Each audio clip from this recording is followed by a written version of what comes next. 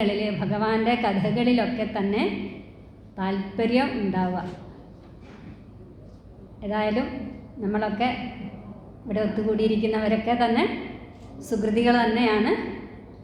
പ്രകൃതി വശകരായവർക്ക് ഒരിക്കലും ഭഗവത് കാര്യങ്ങളിൽ താല്പര്യം ഉണ്ടാവില്ല. ഏതായാലും ഭാഗവതമാണ് നമ്മൾ ചർച്ച ചെയ്യുന്നത്. നമ്മുടെ ഋഷീശ്വരന്മാർ സനാതനധർമ്മത്തിൻ്റെ അടിസ്ഥാനമായിട്ട് പറഞ്ഞു തന്നിരിക്കുന്നത് വേദമാണ്. വേദമാണ് സനാതനധർമ്മത്തിൻ്റെ അടിസ്ഥാനമായിട്ട് നമുക്ക് ഋഷീശ്വരന്മാർ പറഞ്ഞു തന്നിട്ടുള്ളത്. ആ വേദ താല്പര്യത്തെ തന്നെ സാമാന്യ ജനങ്ങൾക്ക് ആ ഒരു വേദ തത്വത്തെ മനസ്സിലാക്കിപ്പിക്കാനായിക്കൊണ്ട് പല പല കഥകളുടെയും ഭാവനകളുടെയും ചരിത്രത്തിൻ്റെയും ഒക്കെ സങ്കേതങ്ങളെ ഉപയോഗിച്ചുകൊണ്ട് വേദതത്വത്തെ തന്നെ നമുക്ക് പറഞ്ഞു തന്നിരിക്കുകയാണ് ഇതിഹാസങ്ങളിലൂടെയും പുരാണങ്ങളിലൂടെയൊക്കെ തന്നെ. ചിലർക്ക് തത്വത്തെ തത്വമായിട്ട് തന്നെ പറഞ്ഞാൽ മനസ്സിലാക്കാൻ സാധിക്കും. എന്നാൽ എല്ലാവർക്കും അത് സാധിച്ചോളണമെന്നില്ല. അവർക്ക് വേണ്ടി അവരുടെ ശ്രദ്ധയെ ആകർഷിച്ചുകൊണ്ട് ആ തത്വത്തെ ഗ്രഹിക്കാനുള്ള മാനസികമായ ഒരു ഭാവത്തെ ഉണ്ടാക്കിക്കൊണ്ട് തത്വത്തെ ബോധിപ്പിച്ചു തരികയാണ് നമുക്ക് ഋഷീശ്വരന്മാർ ഇതിഹാസ പുരാണങ്ങളിലൂടെയൊക്കെ തന്നെ. അധ്യാപകരായിട്ടുള്ളവർക്കൊക്കെ അറിയാൻ സാധിക്കും. കുട്ടികൾക്ക് എന്തെങ്കിലുമൊക്കെ വിഷയങ്ങളൊക്കെ പഠിപ്പിക്കുന്ന സമയത്ത് നേരിട്ട് വിഷയങ്ങളിലേക്ക് അങ്ങോട്ട് കടക്കുകയല്ല ചെയ്യുന്നത്, മറിച്ച് ആ വിഷയത്തിലേക്ക് കുട്ടികളുടെ ശ്രദ്ധയെ ആകർഷിച്ച് തത്വത്തെ വിഷയത്തെ ബോധിപ്പിക്കാൻ ശ്രമിക്കുന്നു. അതോടൊപ്പം തന്നെ മറ്റും അവാന്തരങ്ങളായിട്ടുള്ള പല പല വിഷയങ്ങളും അധ്യാപകർ ക്ലാസ് എടുക്കുന്ന സമയത്ത് പറയും. അതുപോലെ തന്നെയാണ് നമ്മുടെ ഋഷീശ്വരന്മാർ വേദത്തിൻ്റെ തത്വത്തെ ജനങ്ങളുടെ ശ്രദ്ധയെ ആകർഷിച്ചുകൊണ്ട് ആ തത്വത്തെ ബോധിപ്പിച്ചു തരികയാണ് ഇതിഹാസങ്ങളിലൂടെയും പുരാണങ്ങളിലൂടെയൊക്കെ തന്നെ. ഇതിഹാസങ്ങളിലാണെങ്കിൽ ചരിത്ര പ്രധാനമാണെന്ന് പറയും. കഥകളുണ്ടെങ്കിൽ കൂടെ ചരിത്ര പ്രധാനമാണ് ഇതിഹാസങ്ങൾ. പുരാണങ്ങളെന്ന് പറയുമ്പോൾ കഥകൾ ഒക്കെയാണ് കൂടുതൽ ഉണ്ടായിരിക്കുക. തത്വത്തെ ബോധിപ്പിക്കാനായിക്കൊണ്ടുള്ള കഥകൾ.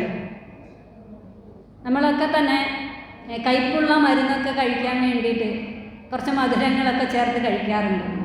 അതുപോലെ പല പല കഥകളിലൂടെ നമ്മുടെ ശ്രദ്ധയെ ആകർഷിച്ച് തത്വത്തെ ബോധിപ്പിച്ചു തരികയാണ് പുരാണങ്ങളിലൂടെ ഇതിഹാസങ്ങളിലൂടെ ഒക്കെ ഋഷീശ്വരന്മാർ നമുക്ക് നൽകുന്നത്. അതുകൊണ്ട് തന്നെ ഒരിക്കലും നമ്മൾ കഥകളുടേതായ ചമത്കാരങ്ങളിൽ പെട്ടുപോവാതിരിക്കണം.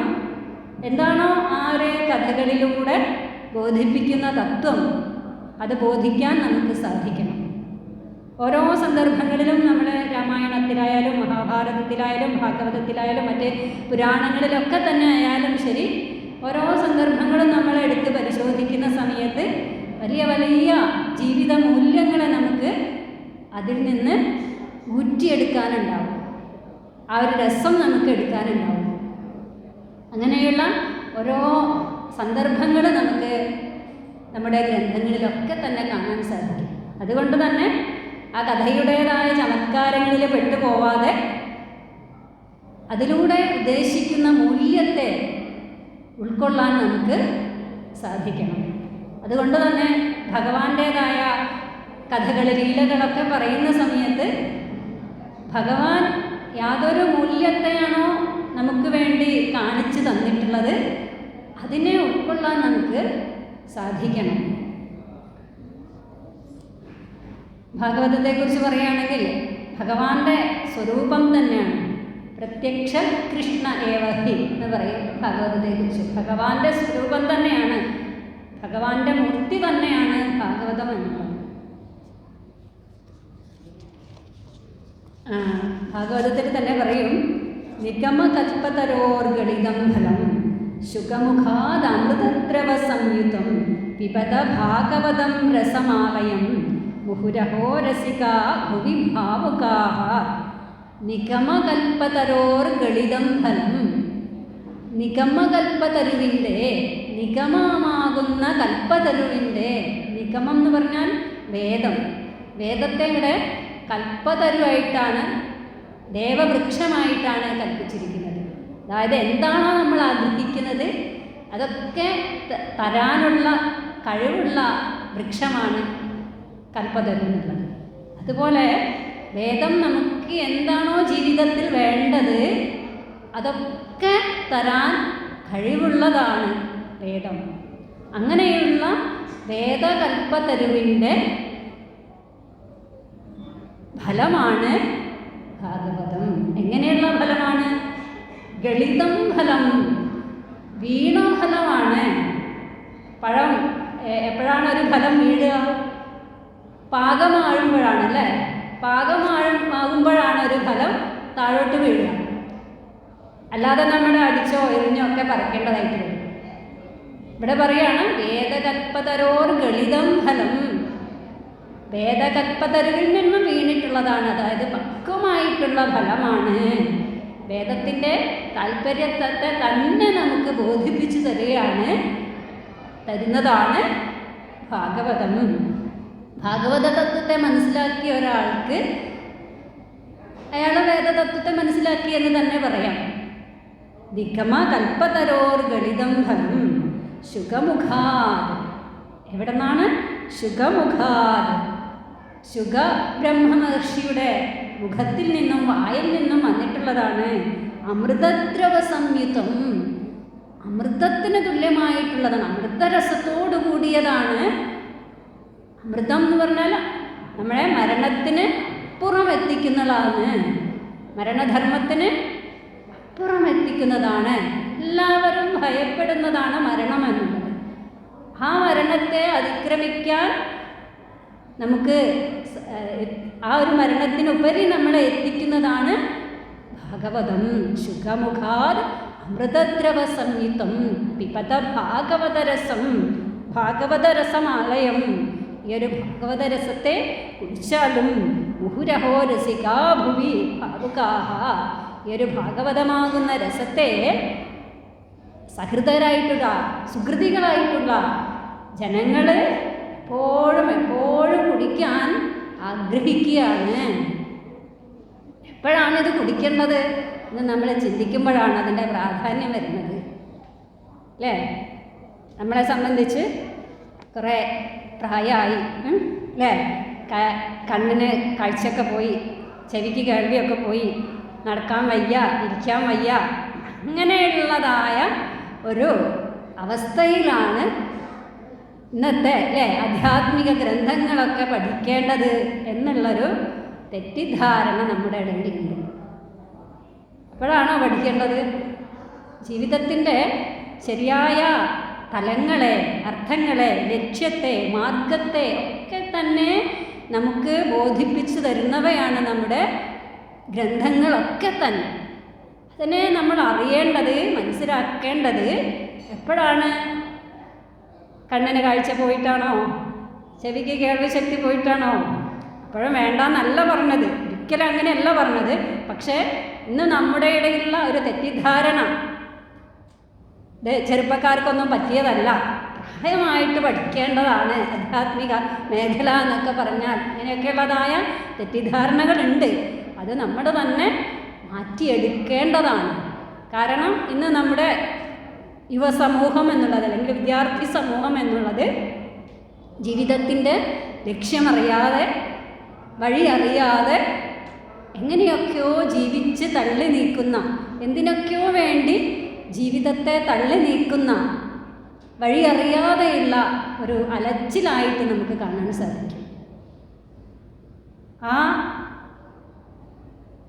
വഴിതെറ്റിപ്പോവൽ തടയണമെങ്കിൽ അവർക്ക് ജീവിതത്തെക്കുറിച്ച് ശരിയായ ഒരു കാഴ്ചപ്പാടുകൾ നമ്മൾ നേടിക്കൊടുക്കാൻ നമുക്ക് സാധിക്കണം.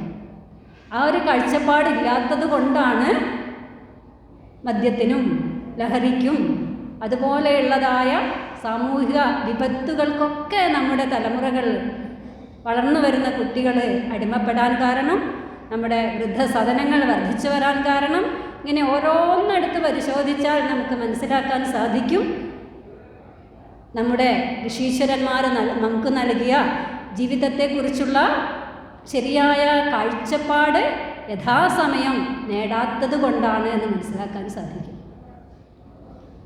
ആദ്യം തന്നെ ആ ഒരു കാഴ്ചപ്പാടിനുള്ള അടിത്തറ ഉണ്ടാക്കിയെടുക്കേണ്ടത് നമ്മുടെ വീടുകളിൽ നിന്നാണ്. അത് കൊടുക്കാൻ നമുക്ക് സമയമില്ല. അത്തരത്തിലുള്ളതായ ആചരണങ്ങൾ നമുക്ക് വീടുകളിൽ നിന്ന് നഷ്ടപ്പെട്ടു. ഇനി വിദ്യാലയങ്ങളിൽ നിന്നാണെങ്കിൽ അതൊട്ട് പ്രതീക്ഷിക്കാനും ഇന്നത്തെ കാലത്ത് വയ്യ. എന്തിനൊക്കെയോ വേണ്ടി വെറും ഒരു ജോലി മാത്രം ലക്ഷ്യമാക്കിയുള്ള ജീവിതം. ജോലി വേണ്ടെന്നല്ല പറഞ്ഞത്, പക്ഷേ മനുഷ്യനായി ഈ ഭൂമിയിൽ, നമ്മൾ ഈ ഭാരതഭൂമിയിൽ ജനിച്ചാൽ അത് ഭൗതികമായ നേട്ടം മാത്രമല്ല, അതിനുപരിയായ ഒരു ലക്ഷ്യം മനുഷ്യ ജീവിതത്തിൽ ഉണ്ട് എന്ന് നമ്മൾ മനസ്സിലാക്കിക്കണം. അതിന് നമ്മെ സഹായിക്കുന്നവയാണ് നമ്മുടെ ശാസ്ത്രങ്ങളൊക്കെ തന്നെ. ഇത്തരം ഒരു കാഴ്ചപ്പാട് നമ്മുടെ മക്കൾക്ക്, വളർന്നു വരുന്ന തലമുറയ്ക്ക് നൽകാൻ സാധിച്ചാൽ അവർ ഒരിക്കലും തന്നെ വഴിതെറ്റി പോവില്ല. അനാഥാലയങ്ങൾ വർദ്ധിക്കില്ല, വൃദ്ധസദനങ്ങൾ വർദ്ധിക്കില്ല, വിവാഹമോചനങ്ങൾ വർദ്ധിക്കില്ല. ഇങ്ങനെയുള്ള നമ്മളെ കാർന്ന് തിന്നുന്ന, നമ്മുടെ സമൂഹത്തെ നശിപ്പിച്ചു കൊണ്ടിരിക്കുന്ന എല്ലാ വിപത്തുകളിൽ നിന്ന് നമുക്ക് മോചിപ്പിക്കാൻ സാധിക്കും. ഇത്തരം മൂല്യങ്ങൾ നമ്മുടെ അടുത്ത തലമുറയ്ക്ക് അതിൻ്റെ പ്രാധാന്യത്തെ, മഹത്വത്തെ നമുക്ക് നൽകാൻ സാധിച്ചാൽ,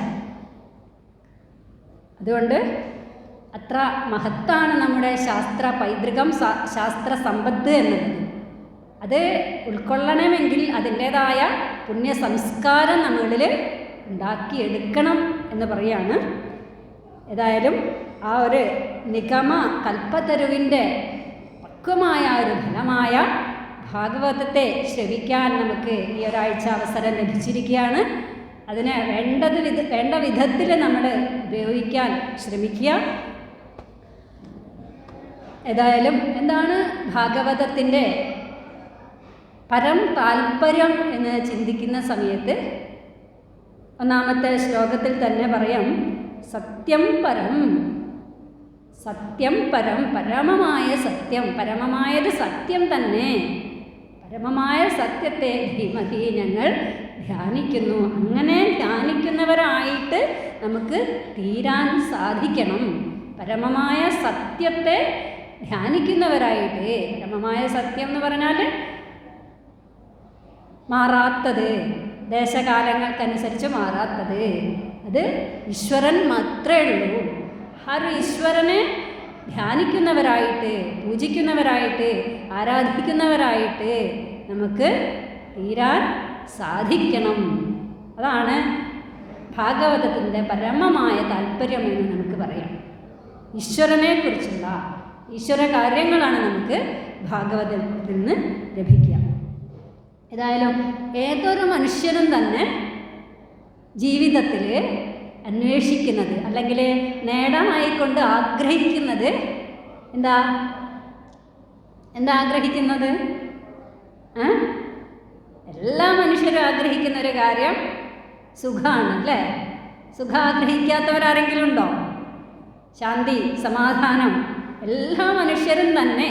അതിനെ നമുക്ക് ഒരു വിഭജനവും വിഭാഗീയതയും ഒന്നും കൽപ്പിക്കാൻ പറ്റില്ല. എല്ലാ മനുഷ്യരും തന്നെ ജീവിതത്തിൽ ആഗ്രഹിക്കുന്നതാണ് ശാന്തി, സമാധാനം എന്നുള്ളത്. ആ ഒരു ശാന്തിയിലേക്ക്, സമാധാനത്തിലേക്ക് നമ്മെ എത്തിക്കുന്നതാണ് ഭാഗവതം. ഭാഗവതം മാത്രമല്ല, നമ്മുടെ എല്ലാ ശാസ്ത്രങ്ങളും തന്നെ അതിനുള്ള വഴിയാണ് നമ്മുടെ ശാസ്ത്രങ്ങൾ കാണിച്ചു തരുന്നത്. ഇവിടെ വിഷയം ഭാഗവതമായതുകൊണ്ട് ഭാഗവതം എന്ന് പറഞ്ഞെന്ന് മാത്രം. ഏത് ശാസ്ത്രം എടുത്ത് നോക്കിയാലും തന്നെ നമ്മെ നിത്യ സുഖത്തിലേക്ക് വഴി കാണിക്കുന്നവയാണ് നമ്മുടെ ഭാരതീയമായ ഹൈന്ദവ ശാസ്ത്രങ്ങളൊക്കെ തന്നെ. അതിനെ നമ്മൾ പലതും പറഞ്ഞ്, അല്ലേ, പുരോഗതിക്ക് ഉതകാത്തതെന്നും പഴയ കാലത്തുള്ളതൊന്നും പലതും പറഞ്ഞ് തെറ്റിദ്ധരിപ്പിക്കുന്നതായ ഒരു സാഹചര്യം നമ്മുടെ ഇടയിലുണ്ട്. അത് മാറണമെങ്കിൽ ഇതിൻ്റെ മഹത്വം നമ്മൾ ഉൾക്കൊണ്ടാൽ മാത്രമേ ഇതിനെ മാറ്റിയെടുക്കാൻ നമുക്ക് സാധിക്കുള്ളൂ. എന്തായാലും ആ ഒരു ലക്ഷ്യത്തിലേക്ക്, നിത്യമായ സുഖത്തിലേക്കുള്ള ഒരു വഴികാട്ടിയാണ്, ഒരു മാർഗദീപമാണ് നമുക്ക് ഭാഗവതം എന്നുള്ളത്. ഏതായാലും നമ്മുടെ ഇപ്പം ഇവിടെ വെച്ചിട്ടുള്ള വിഷയം എന്നുള്ളത് ഗുരുദക്ഷിണ എന്നുള്ളതും പിന്നെ മുചുകുന്ദ മോക്ഷം എന്നുള്ളതാണ്.